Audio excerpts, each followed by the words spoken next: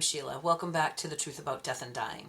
I like to start off every podcast, if I remember, with a disclaimer that I'm not an expert in any way, shape, or form, but I do have experience taking care of someone who is dying. And the purpose of this podcast is to just bring you support if you're in that role or if you are a supporting role. And just want to try to be helpful and supportive and give you some information as I receive it. And hopefully it will help you in your journey. Today's podcast is about funerals and obituaries. And what kind of sparked this topic today, and I know I've talked about funerals and obituaries in previous podcasts, and I don't want to beat that dead horse. I'm just going to use that term. But it occurred to me recently, I catch up with my local paper online, and sometimes it's months before I can get back to it just because of work and other issues. I just can't read the paper every day sometimes. And you get a lot of news coming from all kinds of other media outlets that, so it's not like the news is the big thing. But what I like to go back and look at are the obituaries, and I also like to read Dear Abby and the comics, and I like to do some puzzles. So there's many things about the paper that I enjoy doing. But one of them is the obituaries. And I think it was my 6th grade teacher who would open up when we would come into the classroom in the morning, often he'd have the paper open and he'd say, I need to read the obituaries to make sure that I'm still alive. So, I'm not the only one. I know that I say enjoy. I don't really enjoy reading the obituaries, but I find it very interesting because sometimes it's the only way you get notification that someone that maybe you grew up with or the parent or sibling of someone that you grew up with has died. And if they're not on social media, that might be your only means to get that information. And I enjoy reading people's obituaries. And sometimes they're short and sweet and to the point, and sometimes they're 3 columns long. And so I find it fascinating. I learn a lot about people, and I get a good some knowledge about personalities and whatnot, and different skills and talents and hobbies that people have that I've maybe never heard of. So it's very informative. In the last 4 or 5 months, I've come across 2 obituaries that were written first person.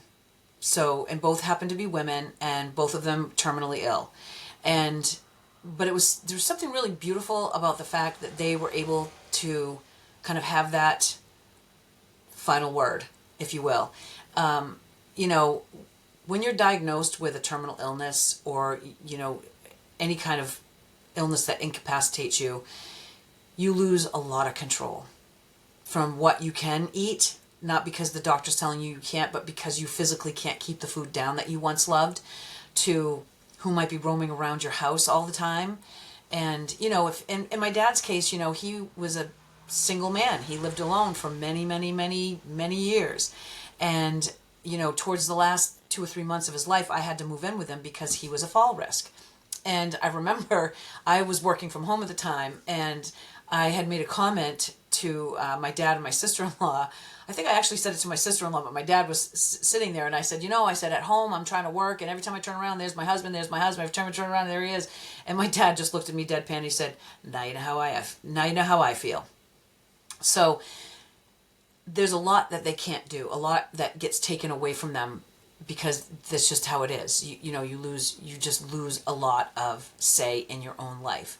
So to be able to write your own obituary and have that kind of control over how you're remembered in that way, that's a big deal. And so today what I want to just touch on a little bit is that if you're sitting with someone and you're caring for someone that's dying who hasn't written their obituary, you haven't had the conversation about the obituary, but someone needs to bring it up. Ideally, someone needs to bring it up. Now, if the person you're taking care of is in complete denial about dying, you're probably not going to have this conversation. This is not going to be something that's going to be feasible to have them help you do or do themselves. So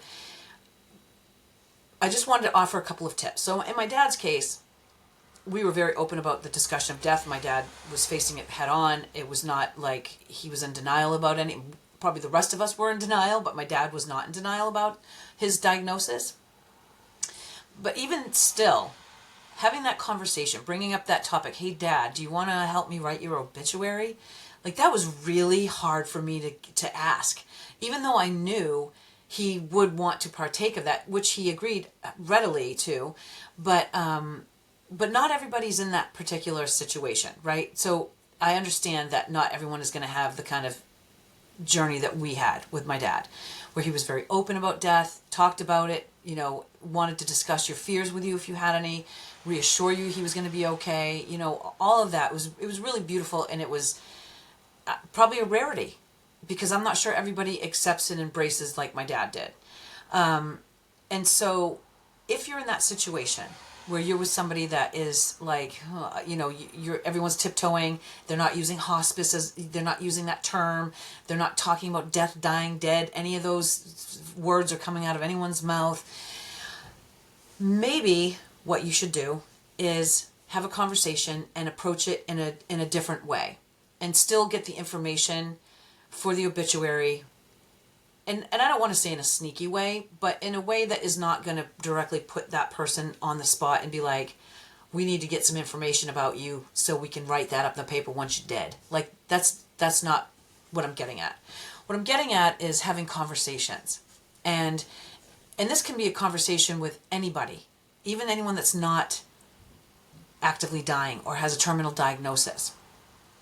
To sit down and say, hey, you know, I would really love for family history to, you know, I got this little voice recorder. Can I just put it down and can we just talk about your childhood and, you know, what it was like for you as a kid and that era that you grew up in, and, you know,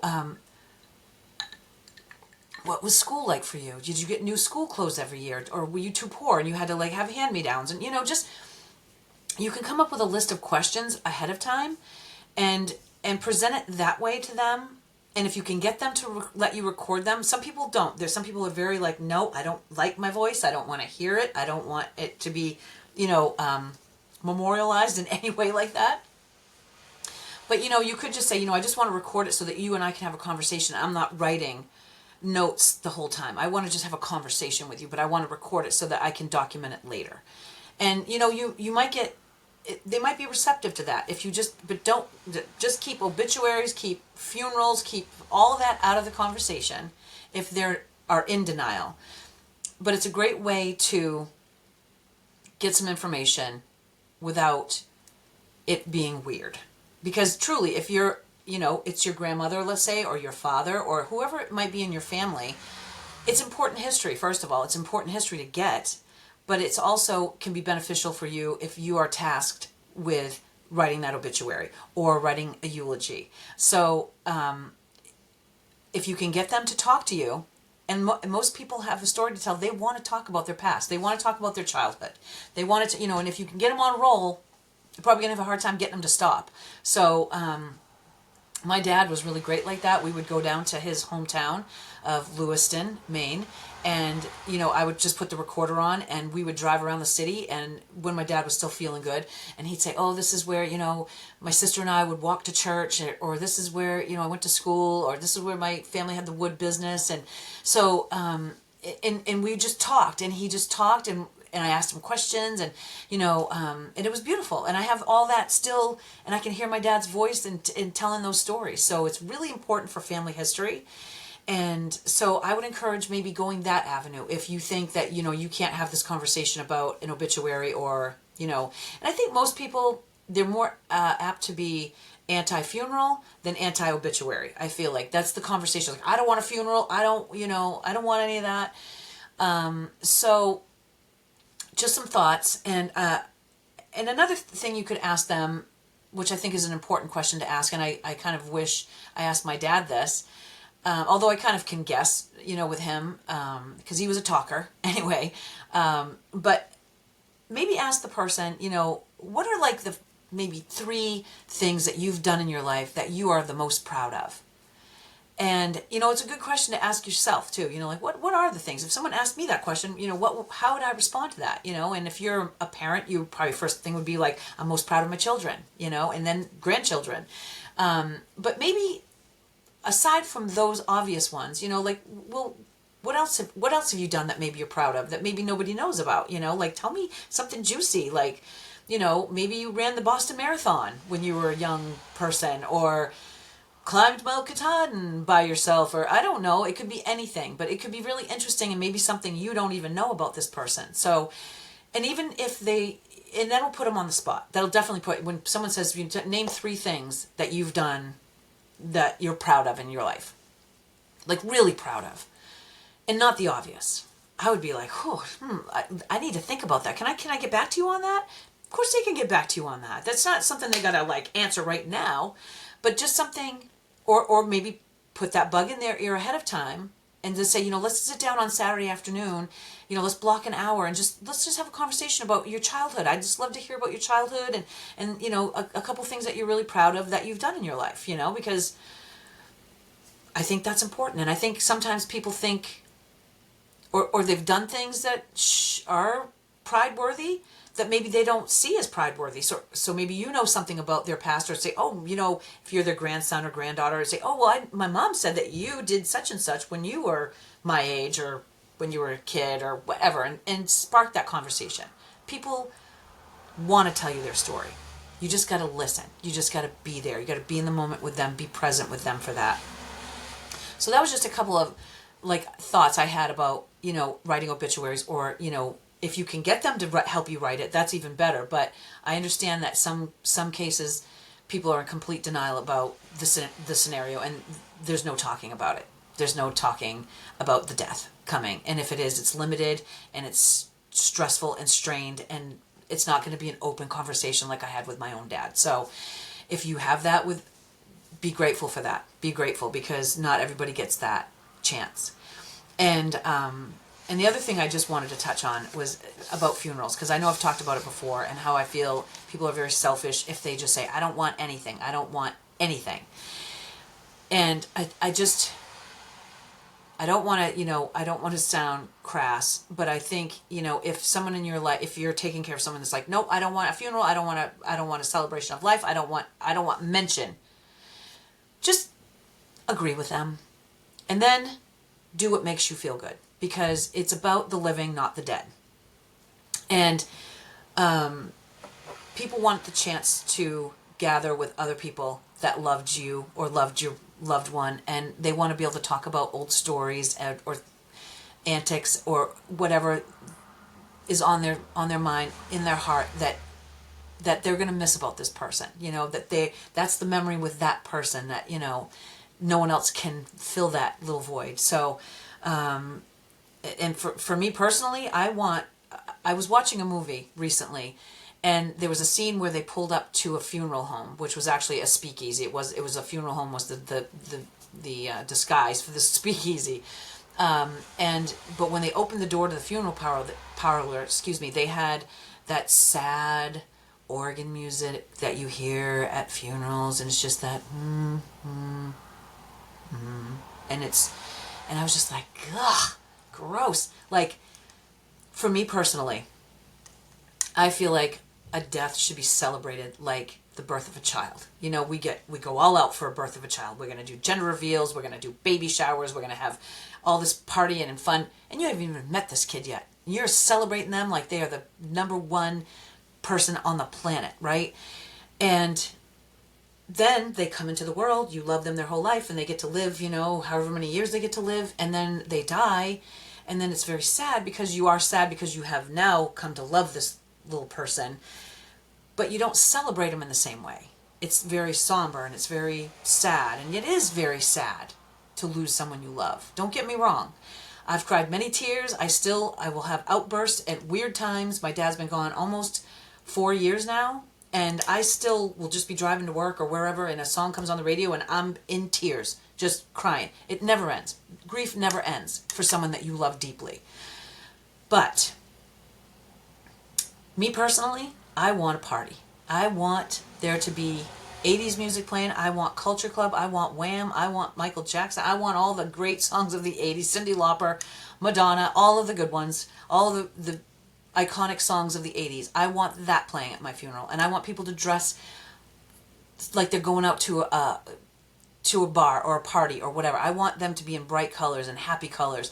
And I want them to laugh. and I want them to drink, and I want them to tell stories about me, and I want that room to be full of love and memories.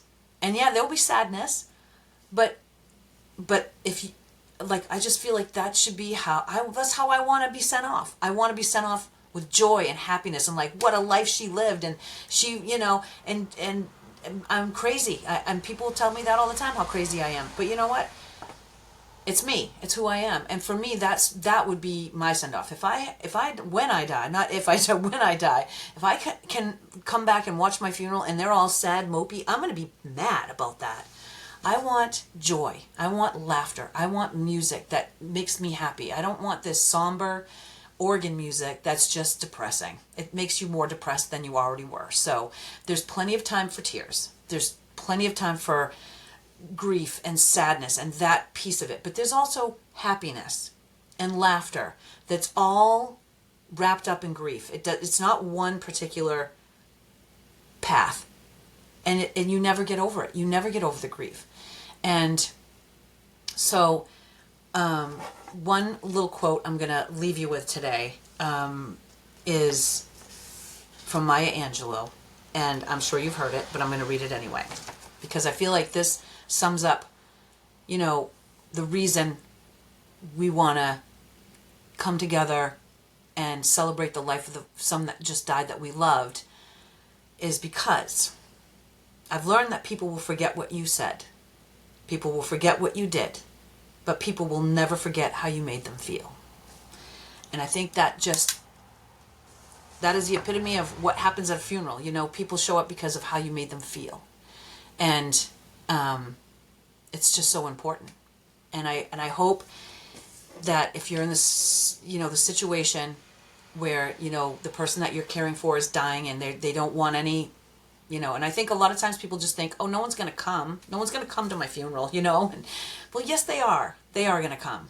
And they want to be around other people that loved you. And so if you can't gently convince the person that you're caring for to allow a celebration of life. It doesn't have to be in a funeral home. It doesn't have to be, it can be in your backyard. It can be a barbecue. It doesn't have to be anything fancy or stereotypical. It can be anything you want it to be, where people can gather and celebrate the life of the person that just died.